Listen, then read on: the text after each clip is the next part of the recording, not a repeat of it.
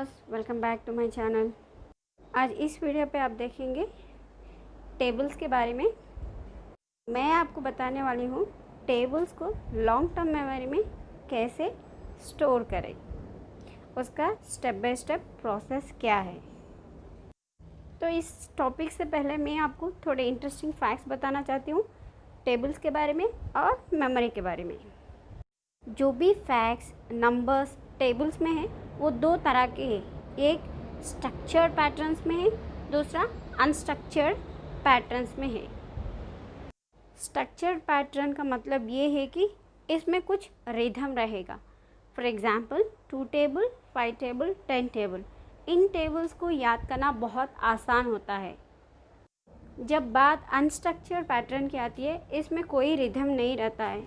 तो for example 3, 6, 7 so on tables. So in tables को याद करना थोड़ा मुश्किल होता है कंपैरेटिव स्ट्रक्चर्ड पैटर्न से।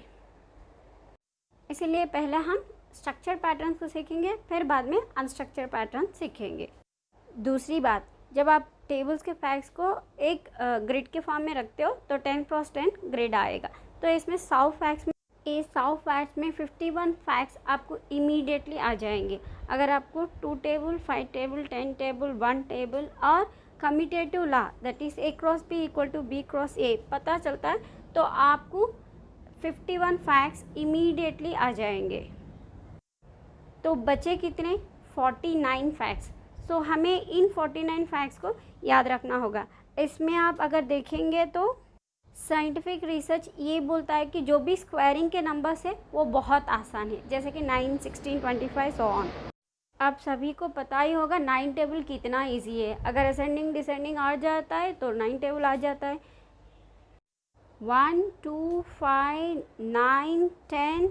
अगर आप और थोड़ी मेहनत करके 3 और 4 लिख लेते हो तो इस पूरा 49 फैक्ट्स का ग्रिड बदल जाएगा 3/3 हार्ड फैक्ट्स।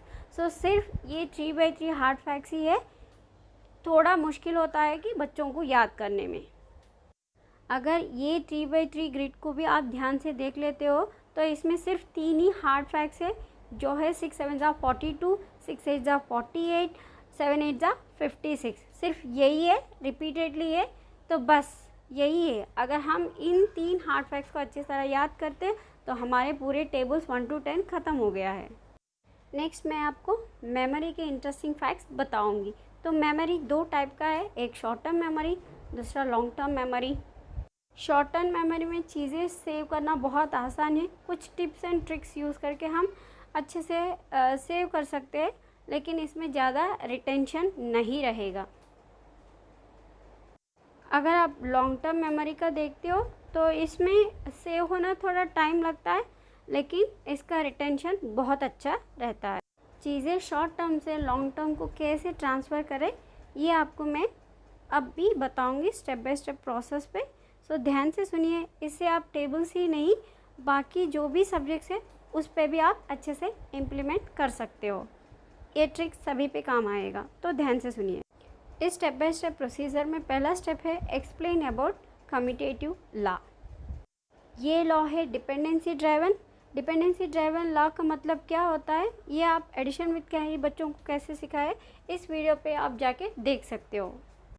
तो ये लॉ क्या बोलता है? ये लॉ बोलता है A × B = B × A। मतलब 2 से 3 को मल्टीप्लाई करो या 3 से 2 को मल्टीप्लाई करो, आंसर सेम ही आएगा।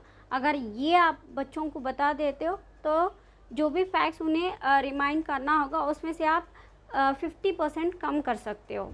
सो नेक्स्ट पॉइंट है memorize the facts using rhymes. इसका मतलब ये है कि जो भी टेबल के प्रोडक्ट फैक्ट्स रहते हैं तो उसको किसी राइम के साथ जोड़ दीजिए और उसको बार बार राइम सिंग करने के लिए बोलिए। इससे बच्चा हैप्पी भी फील होगा और साथ में साथ टेबल्स भी उनको आ जाएगा। For example 3, 6, 9, 12, 15, 18, 21, 24, 27, 30, 33। मैंने यहाँ इस 3 टेबल फैक्ट्स को वेरी स्तंभकिन इस राइम से जोड़ दिया था।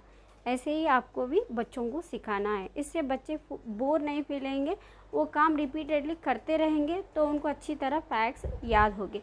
वंस एक बार फैक्ट्स उन्हें याद होने के बाद आप उनको टेस्ट ले सकते हो डिफरेंट डायरेक्शन में, जैसा फॉरवर्ड डायरेक्शन 3 1 जा 3 3 2 जा 6 एंड रिवर्स डायरेक्शन में नीचे से 10 3 जा 30 3 9 जा 27। ऐसे कुछ एक्टिविटीज़ और वर्कशीट्स उनसे कराइए ताकि उन्हें अच्छे से टेबल्स याद रह जाएंगे।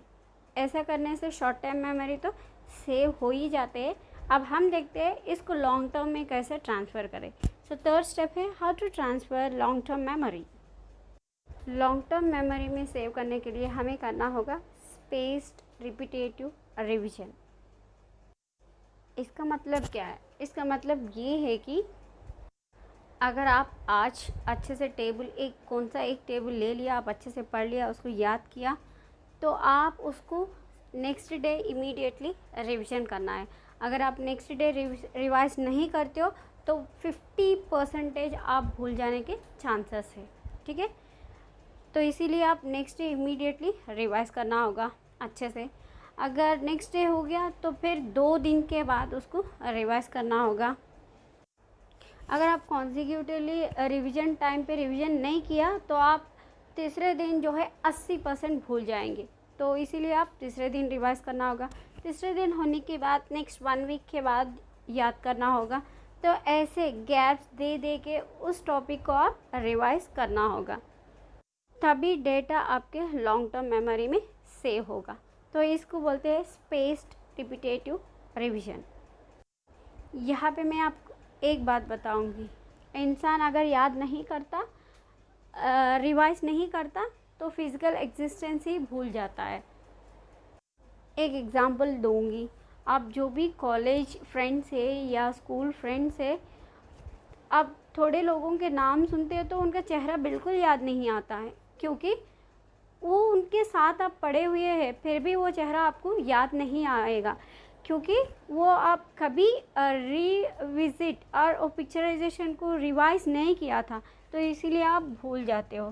तो अगर फिज़िकल एग्जिस्टेंस ही ऐसा होता है तो नंबर्स लेटर्स का क्या, वो तो हम ज़रूर भूल जाएंगे। इसीलिए रिवीजन बहुत ज़रूरी है। अगर आप रिवाइज नहीं करते हो तो जो भी पहला आपने मेहनत किया, जो चीज़ सीखने के लिए, वो सभी टाइम आपका वेस्ट हो जाएगा, क्योंकि आप सभी भूल जाएंगे तो वो पूरा टाइम वेस्ट होगा ना। तो इसीलिए आप पहला महीने में आप ज़्यादा रिवीजन कीजिए और दूसरे महीने में थोड़ा कम कर सकते हो फ्रीक्वेंसी, और जैसे जैसे आपका फैक्ट स्ट्रॉन्ग होते जाएंगे वैसे वैसे आप उसका रिवीजन पैटर्न का ड्यूरेशन बढ़ा सकते हो। जैसा कि 3 महीने में एक बार, 6 महीने में एक बार, साल में एक बार, ऐसा आप रिपीटेडली करते हो throughout your life, then आप कभी भी आप टेबल्स को नहीं भूल पाते हो। तो ये है सिंपल ट्रिक। होप आपको अच्छा लगा होगा। Thanks for watching, bye. Don't forget age is just number. Happy learning.